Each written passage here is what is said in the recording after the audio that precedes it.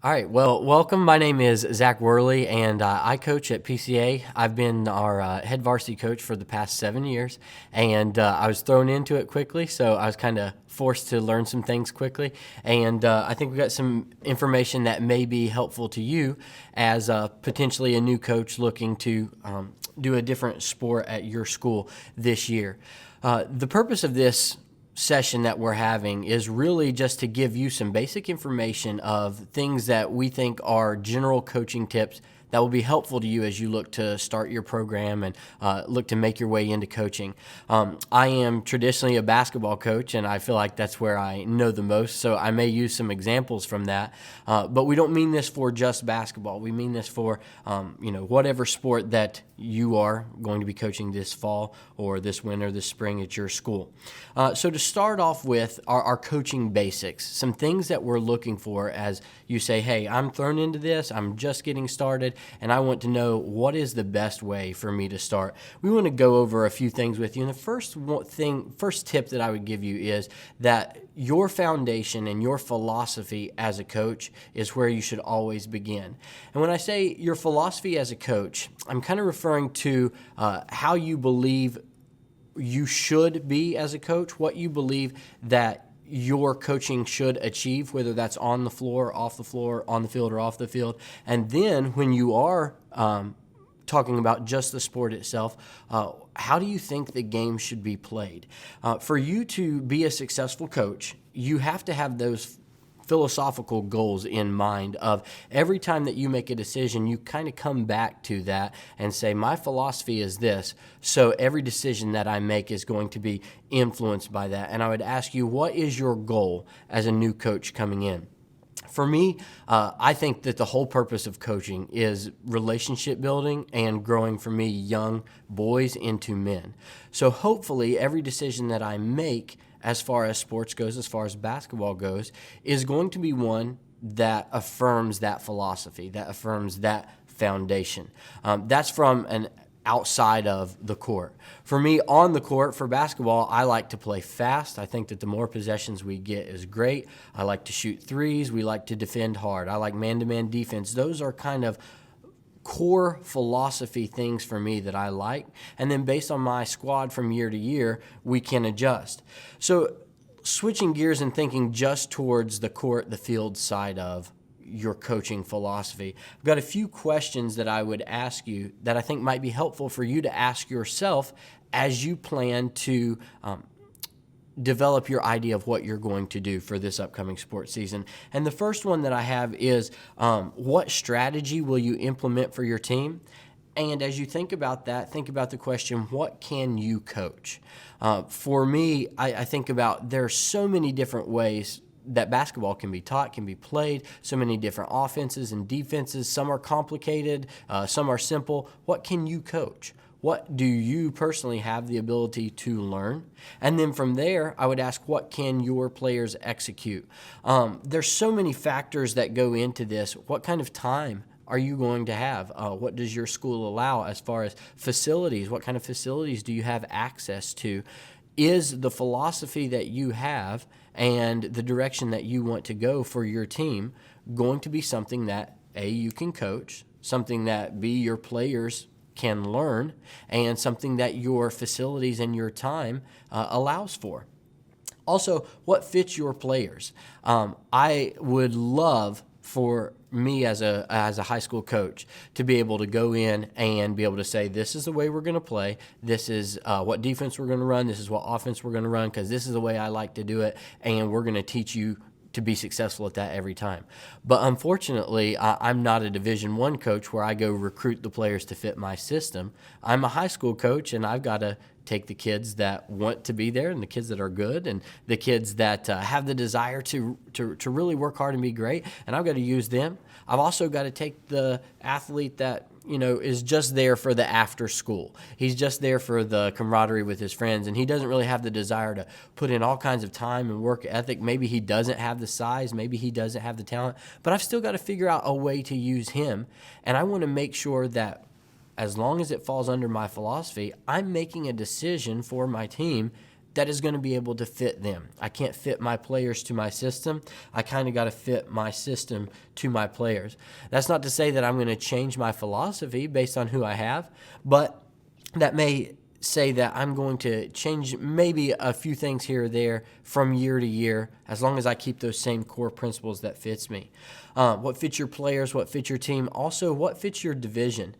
For me, I like to be different. I don't like to play the same exact way that every other team in our division plays. I like them to see a different defense that they see every single night, night in and night out. I like them to have to be able to them be uncomfortable. And so for that, I want to kind of pick something as far as a game plan that fits my players, fits my team, but also is going to help us to put us at the most advantageous spot in our division.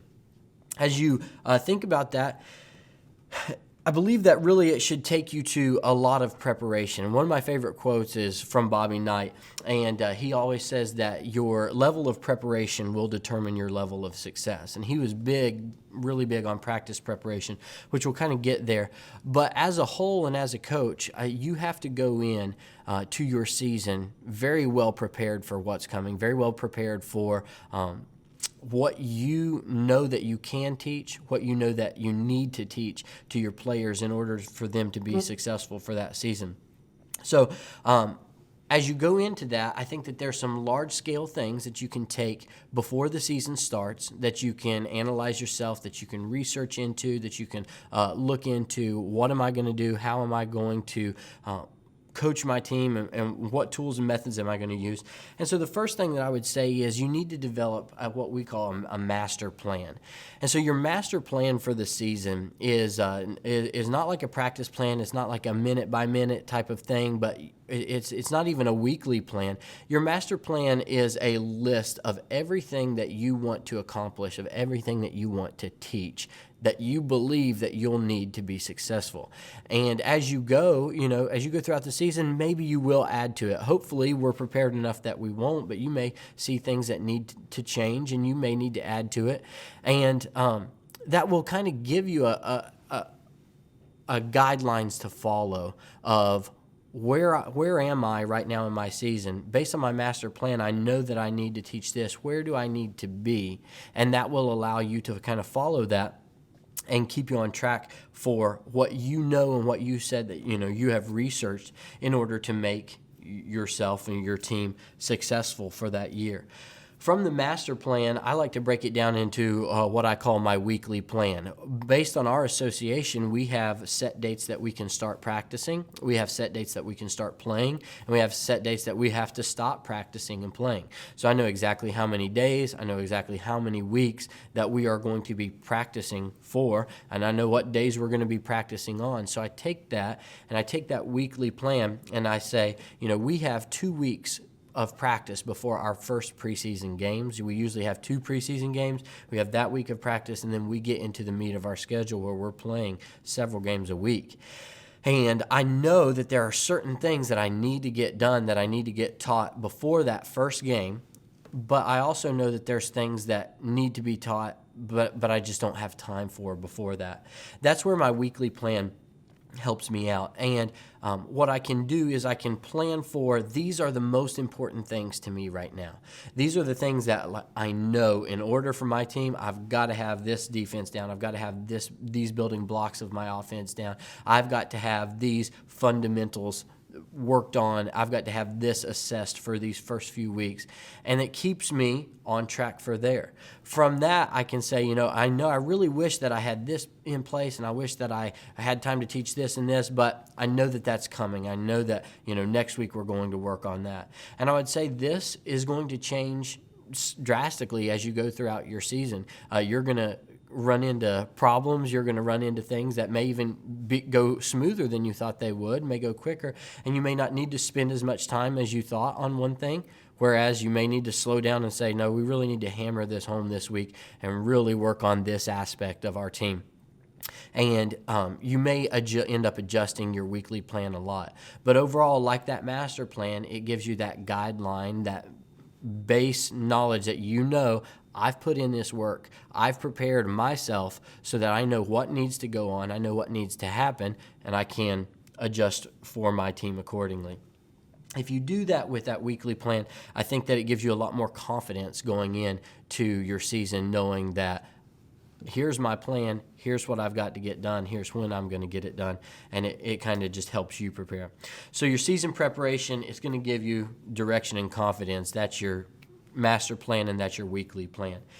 Your practice preparation. I think that practice preparation is really where your season is won or lost. You as a coach, when you go into the games, you only have so much ability and so much that you can influence during the game. I was talking to one of my coaching friends the other day, and we were talking about how really once the ball is tipped for us for basketball, once that horn sounds or the referee blows his whistle, whatever it is for your sport, there's really only so much that you can control. At that point, your teaching is almost in essence done for those 2 hours, for that hour and a half, whatever it is. And where you've got your team to this point, and then now that this game has started, there's not really a whole lot that you can do in terms of teaching them to learn something brand new that minute that will help that game. Now, sure, teaching happens, and sure, hopefully you can make decisions that impact the game and that put your team in the best position to win. But really, as a coach, your job is done in practice, and your job is your teaching and the vast learning happens in practice. And I think that happens best when you are prepared for practice. So I think that every good coach, regardless of to what level they do it and how detailed it is, I think every good coach has a significant amount of preparation put into practice to where they know what is going on for that day on a minute-by-minute basis. John Wooden, a famous basketball coach for UCLA back in the day, used to say that he put 2.5 times as much time into his practice plan as the practice itself would take. So if you think about that, it's a 2-hour practice, and he's putting over 4 hours, 5 hours into just the plan for that practice.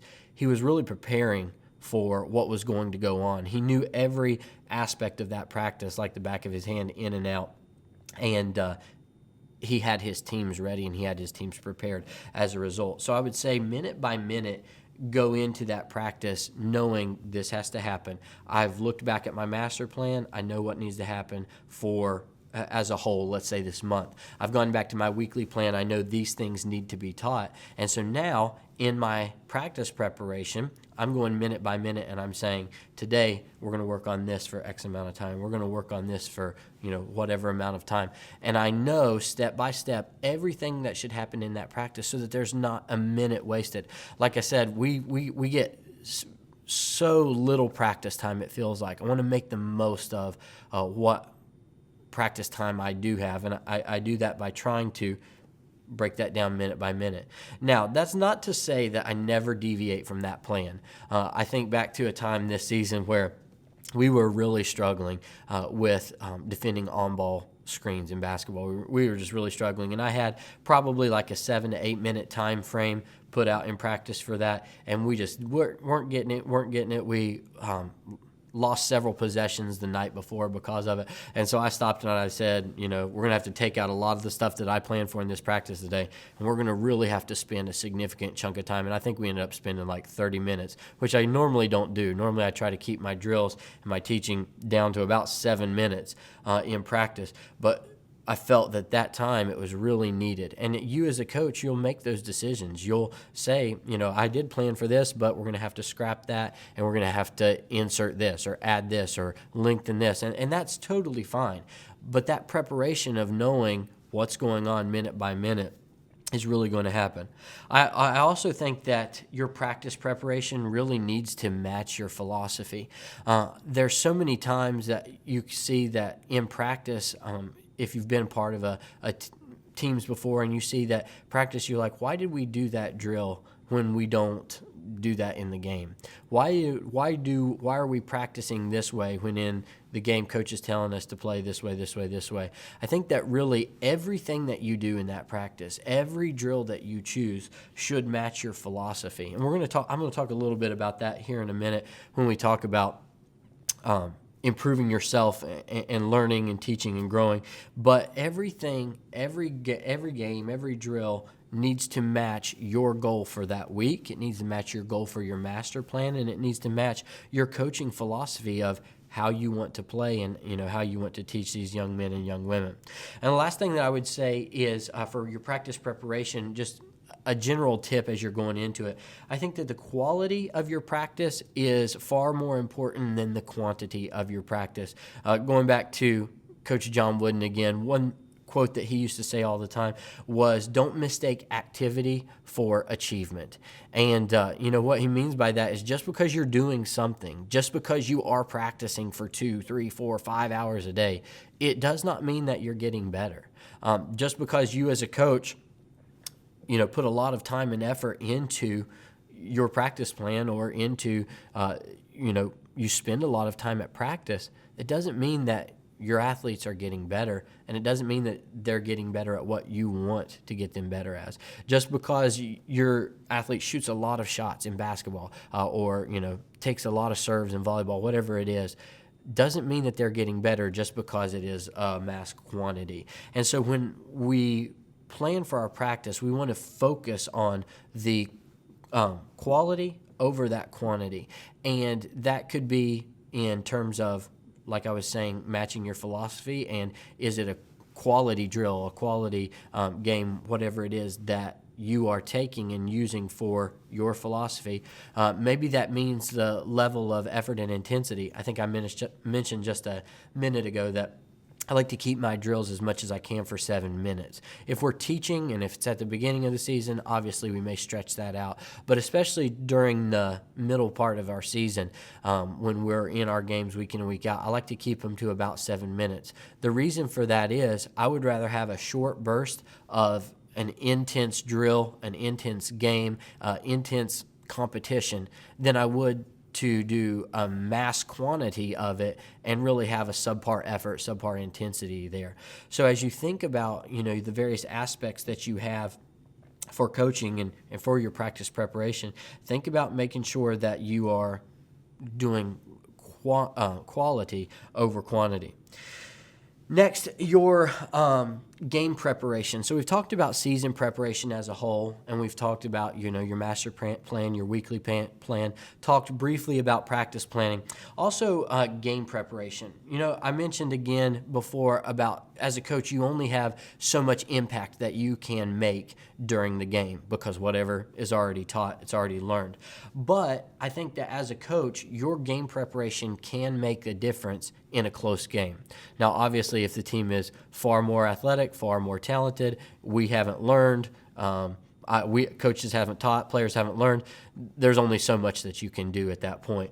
But in a close game, I really think coaches' preparation can be the difference. So a couple questions that I would ask you to ask yourself as you go into the season to think about, first of all, is, are you scouting other teams? Is there a method that you have, whether that be something like Huddle or a different online tool? Are you scouting the teams that you're playing? Do you know how they play? Do you know what their tendencies are? Even, if you really had time and you had the staff to get down to it on more of like a collegiate level, do you know what specific players' tendencies are that you can give little bits of information to your team? Now, I recognize at the high school level, for most of us, some of that may just be an overload of information for some of our athletes, and it doesn't matter really if you told them, one thing or another. It may be too much for them to process. We're just trying to get them to focus on what we do. But there are small things that I think, tendencies for basketball, I think of like right or left hand, tendencies of he likes to pass when he drives this way, he likes to shoot when he goes this way, things like that you can pick out on from your sport and use as an advantage for your team. Are you scouting them to also prepare? That goes back to our practice preparation. I really do think that it is, especially at our level, more important to be good at what we do rather than to worry about what somebody else does. But if you're doing a good job and you're content with overall where you're at as far as a team and things are going well that like you want them to that point in the season, is there something that you can work on for that team to be prepared to play a little bit differently? Or I mentioned earlier, making the other team uncomfortable. Is there something that you have scouted in that video of another team to give yourself a slight advantage? And I would say to look for those opportunities, because as a coach, I'm always looking for any legal advantage that we can get, and I think that that's a huge way to do that. Secondly, are you scouting yourself? Obviously, we want to try to scout the other teams if we can, but are you scouting yourself? Do you video yourself?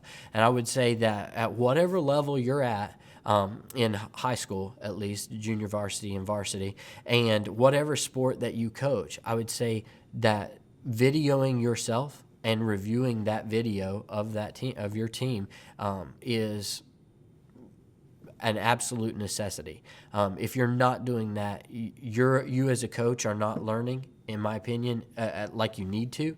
And if you're not doing that, your players are probably not learning like they could either. In a game, I find myself so many times I have tunnel vision. Things in basketball happen quickly. They happen fast. There's so many things going on at one time. I really try to focus on just a few things that I know that need to happen for that game. And then I like to have my assistant coach and any other staff that we might have focus on something else, and they can provide me feedback because I don't always see it all. Even my players in timeouts, I ask them, to provide me with some feedback at times. What are they seeing? What are they feeling out there? Because they may, I feel like I've got a pretty good beat on it, but at the same time, they may be seeing something that I'm totally missing. And I like to have that different feedback. So as far as videoing yourself, if I'm not going to see all of that in live real time while I'm coaching, I'm definitely going to miss so much. And as I go back and as I review our tape of our games, I see so many things like, man, why didn't I make that decision there? Or why didn't I do that there? And it really helps for me to evaluate myself as a coach, but also just to evaluate my team as, what we did well, what we didn't do well. There may be something huge that I missed, and I don't know how I missed it. That, it was right in front of my face in that game. And game tape does that. So I'd say scout yourself. Be sure that you are reviewing that. And then how do you, when you video yourself and when you rewatch that and evaluate yourself, how do you share that with your staff and your players? Do you have video sessions together with your players and with your staff? And I would say you definitely should. So many times I've had a player and I've been telling him he's not doing this or he is doing this and we need him to change. And they'll say, no, Coach, I didn't do that. Or, yeah, Coach, I did that. And I'll say, all right, well, let's go look at the tape. And then you show them in the tape what they did or did not do. And then it's like, well, they can't argue with you there. It's like, man, Coach, I really thought I did. I'm so sorry. Or, whatever it is. You can show them that. And then I think it just aids in learning so much better. We'll talk about this. I know I keep saying we'll talk about this later, but we'll talk about your players are different. They learn in different ways, and some of them may be just very visual learners, and they may need to see that tape for themselves to understand what they are doing or what they are not doing. So have time, depending on what kind of time you have, try to share that with your team. Go through film sessions. Have even certain just clips that you can blast through so it doesn't take a lot of time, and review that with your staff and evaluate your decisions from there. Your stat keeping during games. I think that your stats ought to back up the decisions that you are making as a coach. A lot of times if you look at, the stats through the course of a season, that ought to reflect the decisions that you have made as a coach. It ought not be, I decided this because I just think that this is right and I'm right and everybody else is wrong. No, you should have, if you believe a certain way about a player or about your system, your stats back it up. I mentioned that we like to play fast. But for us to play fast, we also need to be being effective when we play fast. So I look for things in basketball like our offensive and defensive rating based on the number, of possessions that we have. And are we doing better when we have more possessions, or are we doing, is our offense and defensive rating different when we have fewer possessions? And for me, I want to see that our offensive and defensive ratings are both higher when we have more possessions. And if that's not the case, if my stats don't back up how I feel about the game, well, I should probably evaluate that and then either fix it to where it does match, or maybe I ought to change something about the way that I'm, coaching, or something about the way that we're playing to put us in the best position to win. So your game preparation can be the difference in close games. And then personal preparation, I think, just elevates everything. You've heard the saying, the rising tide raises all ships. And for you as the coach, as you get better, as you learn more, and as you improve yourself, that's just going to help everyone around you, your whole program. If you're watching this right now, you're at least you or your school has made the decision of, we're going to try to glean some information and try to get better. For me, I mentioned I was thrown into coaching quickly, and I wish that I had got some more opportunity to learn under somebody, but I also appreciate it. I've learned through experience, but I'll say through 7 years, I still feel like I don't know anything. I still feel like there's always learning that has to be done, and there's always something new, something different, something that I can get better at. And even now, speaking to you all, I just hope that you get, you may not take everything from here and learn, but I hope that you learn one or two things that maybe you can take back to your teams and help you be more successful. But it doesn't stop, even when you've been coaching for 40 years, learning doesn't stop. The game changes, you change, teams change, even generations change, and there's always ways to constantly improve. So ways that I think are just the easiest and quickest to improve for professional development, obviously, first of all, would be books. Books from other coaches are invaluable to you, I think, regardless of the coaching topic. I like to read coaching books, sometimes even just biographies, just to see where they are at, where they came from, and kind of put myself in their shoes and see, really what it takes to get to the level that they are at. But even more than that, just informational books are out there everywhere. And I will say that doesn't, just because the information is in a book doesn't make it great, but I like to also not only study things that I agree with, but I also like to study things that I disagree with to see the viewpoint behind that of, okay, they play this way and they like it because of this. Why is that? Because you're going to run into teams that play that way. You're going to run into coaches, that have those philosophies, and you need to have, I think, a good understanding of it. So books are an easy way. In this day and age, with everything being virtual, especially with this last year with 2020, we had an influx of virtual coaching clinics that were put out online, many of them free. Some of them do have a cost associated with them, but look for coaching clinics. It used to be you had to go stay somewhere overnight, usually a big city, stay a weekend, and you'd attend those coaching clinics. Now you can do it from your couch. And I'm not saying don't go to those coaching clinics. I definitely would look for in-person clinics if you can, because they're a blast. They're a great way for you and your staff to connect to if you can get there with them. And then even if you and your staff are viewing the same clinic at the same time, they may get something different from it. And so it's a great way to get notes and learn from there. But I would say that clinics, whether online, whether in person, are just one of the best ways to improve yourself. And then lastly, I have on here to network with other coaches. Technology has been made this, I feel like, even so much easier. Networking with other coaches may just mean for you connecting with the coaches in your conference and brainstorming with them. A lot of times I know that there's rivalries, between coaches and teams and things like that. But if they're a coach in your general geographic area of the same sport that you are, chances are you share some similarities, and chances are that if you're wanting to get better, they are too. And I think that you can bounce ideas and create relationships there. But also, as I mentioned, with technology, it's so easy, even on something like social media, to connect with other coaches and to see what they're doing and to see how it works for them and to get their ideas and thoughts behind it. And as you build up that network of coaches, it's just a different sounding board to ask and to have that opportunity to learn from them, and even for them to learn from you.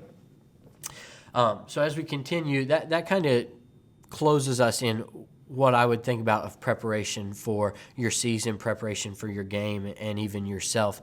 And so now I wanted to just give some general tips that I think of small things that I've learned throughout the years that I think can be applied to any sport. And the first thing that I would say is to coach your team and not your sport. This goes back to your philosophy of why do you coach and what is your purpose, not so much of, like I said, the X's and O's on the court, but why do you coach? What is the reason that you coach? And then take that into coaching your team, not your sport. Your team is made up of very different individuals. They learn in different ways. They relate to you, to each other in different ways. They interact in different ways. And one of the things that will make you most effective as a coach is if you can learn to, in essence, figure them out as an individual and coach those players, coach your team, not to just coach the sport that you are coaching. I had to learn this, I feel like the hard way very early, in which I wanted to coach the way that I wanted to coach to all of my players. And, some of my players really responded well to that and to that type of coaching, whatever, that may be. They responded well to that. And I connected with them and I got good results. But then there were others that I found that did not. I did not connect with as well. I did not really reach them. And then I kind of, as a young coach, really put the blame on them. I was like, well, this guy gets it, this guy does not get it. That's their problem. You're just not going to get those. But that's so not true. And that's such bad coaching that I've learned. You really have to know who your players are as a person. And you really have to connect with them as people in order to get the best out of them. If they're acting a certain way, there's a chance that there's a reason for that. Whether that's an excuse or not, that's usually who they are.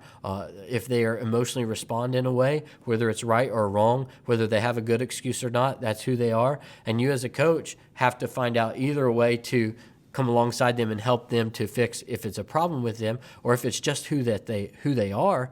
You as a coach have to find a way to connect with them. I said at the beginning, we're high school coaches. We don't get to recruit who we want as far as talent and athleticism and size.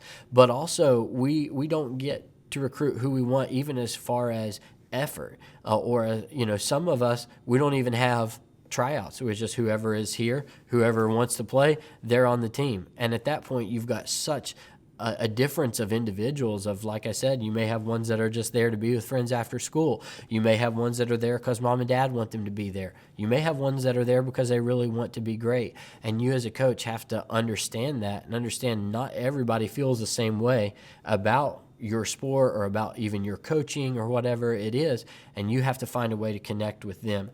I think at the high school level, coaching is about 10% X's and O's, and about 90% how you connect, how you relate, and how you coach your team and how you coach those individuals. We mentioned your philosophy and how you want to play and what you want the direction of your team to go. And that is great. That is well and good. That's the fun part of studying for me. I love that type of stuff.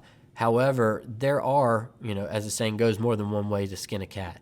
You can win the game of basketball, the game of soccer, the game of volleyball, football, whatever it is. You can win and be successful 40 different ways.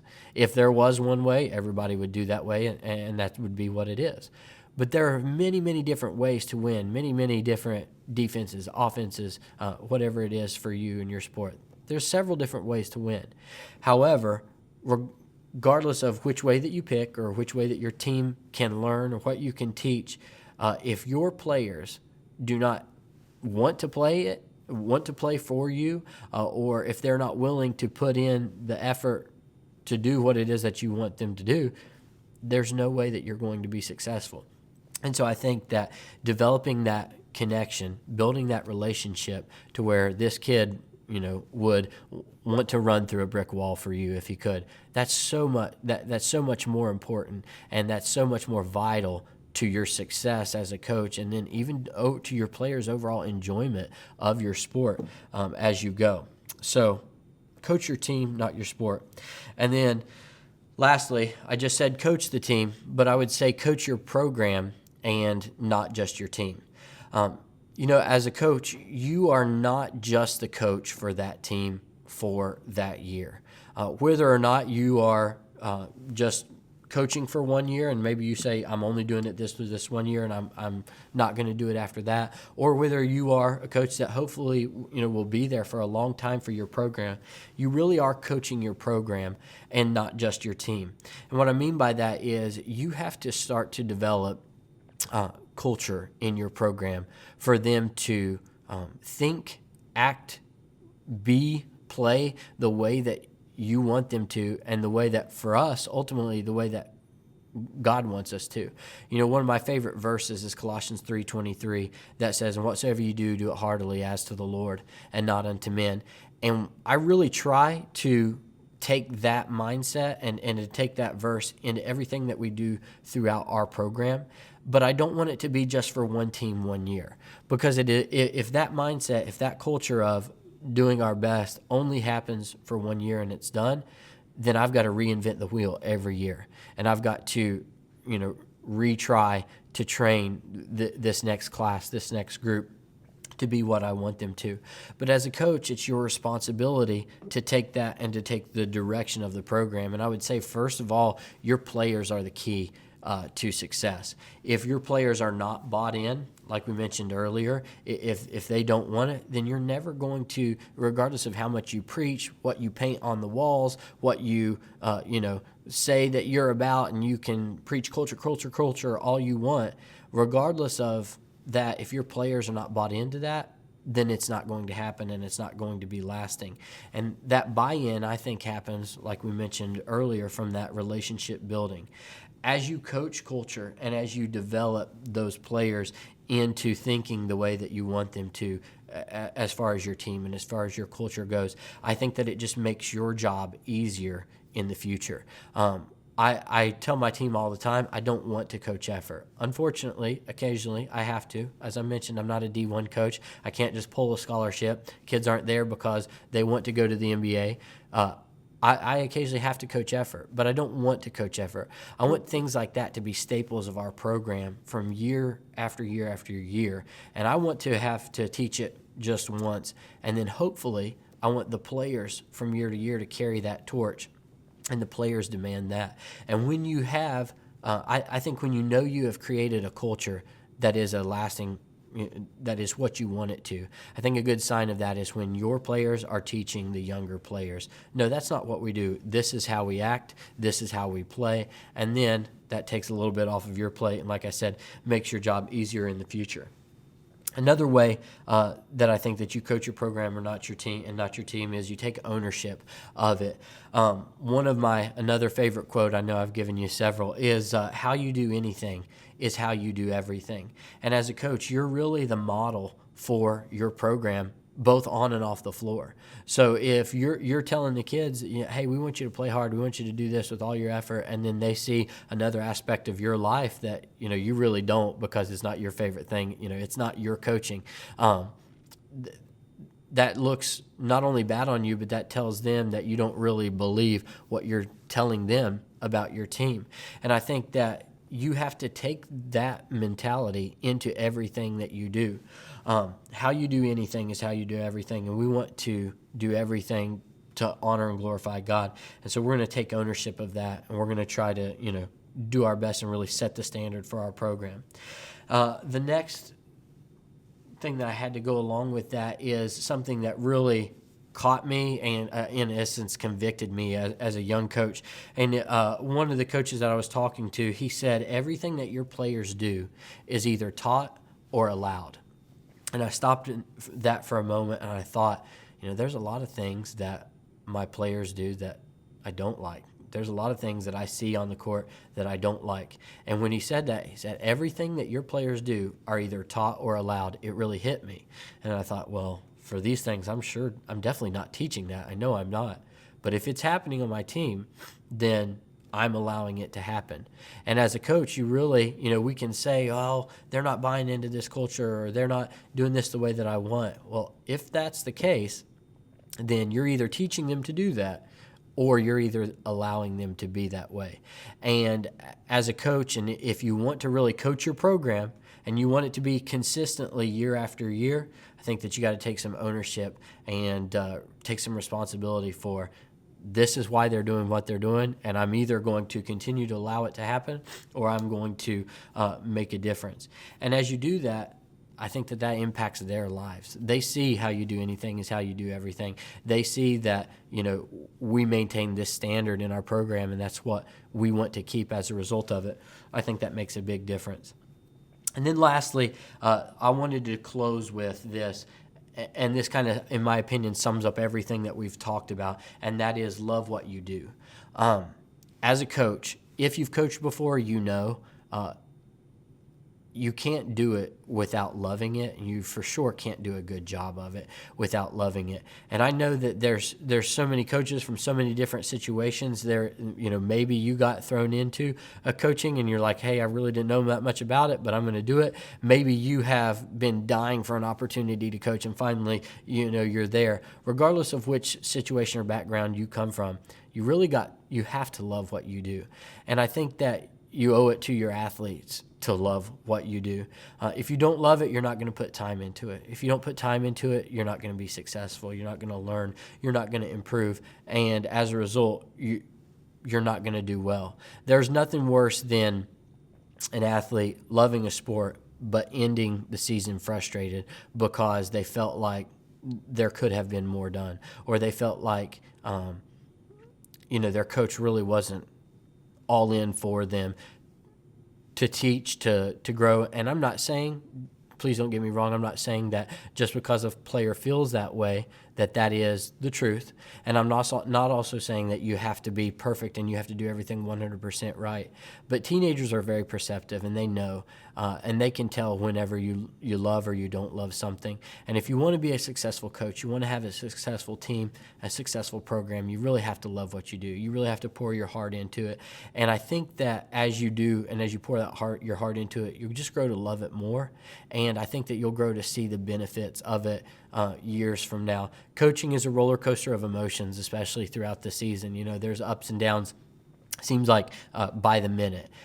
But when you really step back from your program and you see athletes that have came through your program and you see where they are, and then you get to talk to them about how sports affected them, how it affected their life, and kind of led them to make some of the decisions that they even do.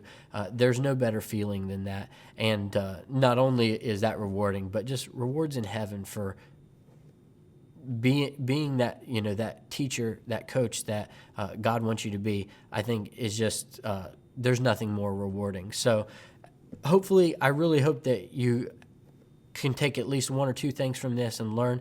I hope that it can help you to be successful throughout the end of your season.